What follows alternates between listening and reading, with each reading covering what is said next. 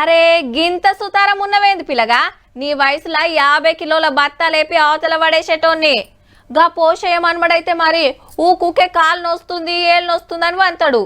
గా మల్లయ్య బిడ్డ కూడా గట్లనే ఉన్నది, పొల్లకు పానమే లేదు.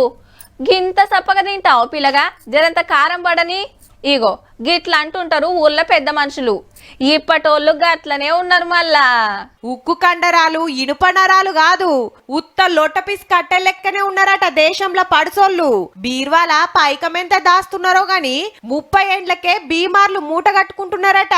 ఓ దావుకానోళ్ళు దేశంలో 37 లక్షల మందికి టెస్టులు చేస్తే ముగ్గురులా ఒకరు షుగర్ బీమారికి బార్డర్లున్నారట. 159 మంది బొత్తలు వెంచిండ్రు, 40 మందికి నెత్తురు తక్కువ ఉన్నది, కొందరికి విటమిన్ డి, ఇంకొందరికి విటమిన్ B12 తక్కువ ఉన్నదట. 20 ఏండ్లు రాకముందుకే ఆడపిల్లలకు సమస్యలు, 50 ఏండ్లు రాకుండానే క్యాన్సర్ డేంజరు. ఆడ మగానే తేడా లేకుండా ఏజ్ తోటి పని లేకుండా సగం మంది గుండె బీమార్లకు దగ్గర్లున్నారట.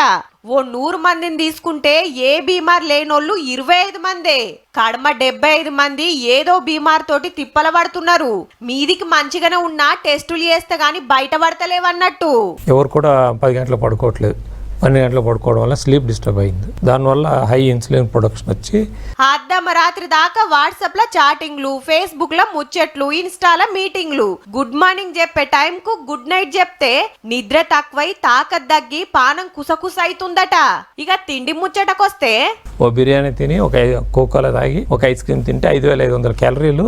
ఒకసారి ఐపీఎల్ మ్యాచ్ మధ్యలో పడితే 3 కేజీలు లావు అవుతున్నారు. తింటే తిన్నాం, జర షేపు నడుసుడో ఎక్సర్సైజ్ లో చేస్తామా అంటే పెయ్యాల్సి లేదాయే.